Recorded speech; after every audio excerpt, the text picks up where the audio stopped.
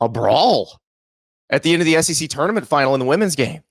Now, this is a huge matchup. This is LSU, the defending national champs, against South Carolina, the undefeated #1 team in the country. Now, remember, these teams played last year. South Carolina won in Columbia, but they did not play in the NCAA tournament because South Carolina lost to Iowa, and then LSU beat Iowa for the national title. So this very well could be the national championship game. And I think the South Carolina players really wanted to show against LSU, hey, we are still the best team. We were the best team last year.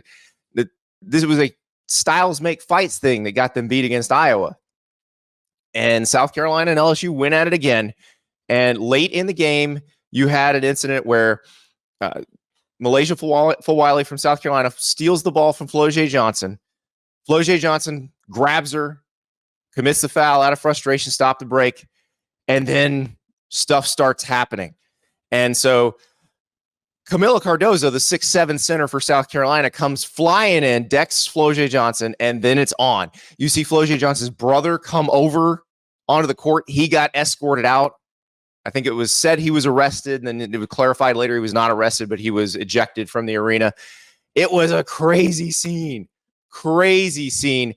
And you've got Dawn Staley, probably the most accomplished coach in women's basketball right now. You've got Kim Mulkey, very accomplished as well, multiple national titles and quite a flair.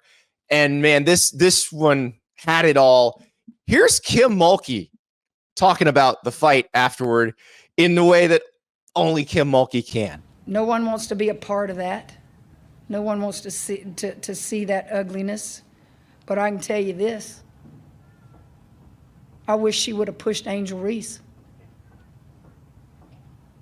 Don't push a kid. You 6'8", don't push somebody that little. That was uncalled for, in my opinion. Let those two girls that were jawing, let them go at it. This is a very football coach way to respond to this, by the way. Kim Mulkey sounding more like a football coach, being like, well, we'll let them go head up. We'll settle our differences that way. Who needs technical fouls? Dawn Staley took a little bit different tack. But I'm going to say this. Flau'jae came to me after the game, right after the game, and she just apologized and said she's not that type of player. And I really appreciate that. It's something that somebody won't ever hear if I didn't say anything. And she's not. She's a really good person. Things just got escalated. I'll take responsibility for what happened from our side of it, which is we don't,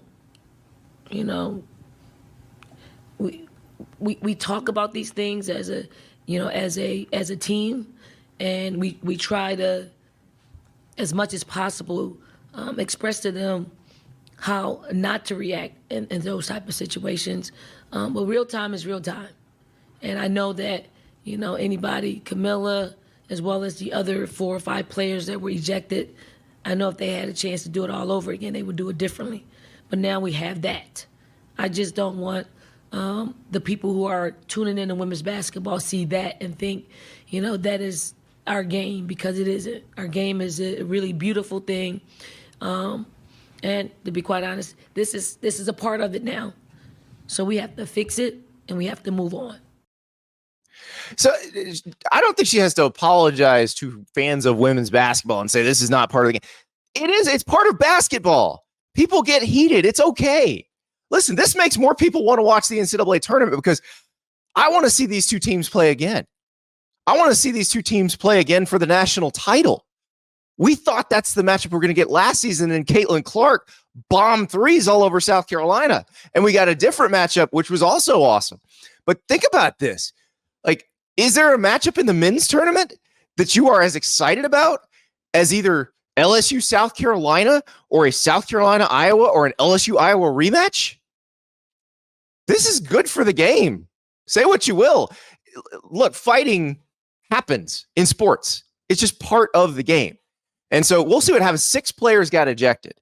And ESPN initially said that everybody who left the bench was going to be ineligible for the first game of the NCAA tournament, and then clarified that later. Well, let's wait and see what we hear from the SEC, from the various folks involved, to find out who's going to be suspended for this thing. Camila Cardozo probably almost certainly going to be suspended for the first game of the NCAA tournament. Now, you say, okay, that's bad. That's the NCAA tournament, but it's a 1 versus a 16.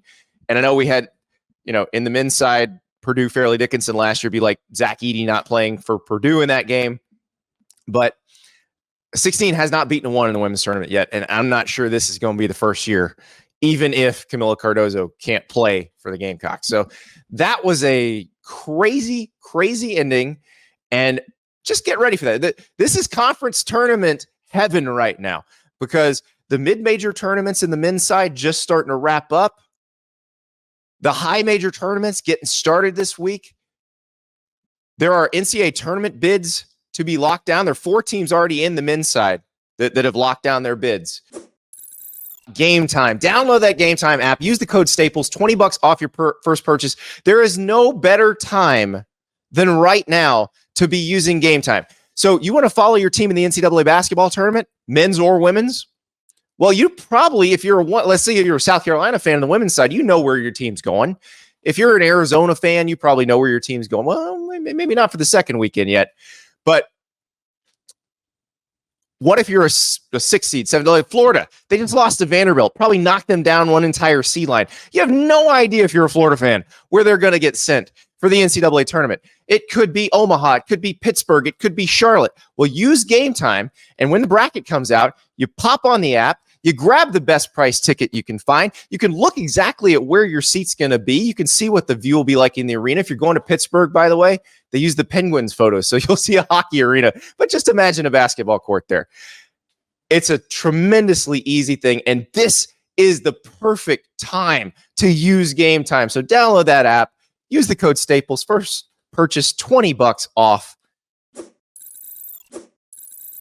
Thank you so much for watching. Just a reminder, subscribe to this channel right here so you never miss an episode of Andy Staples On 3.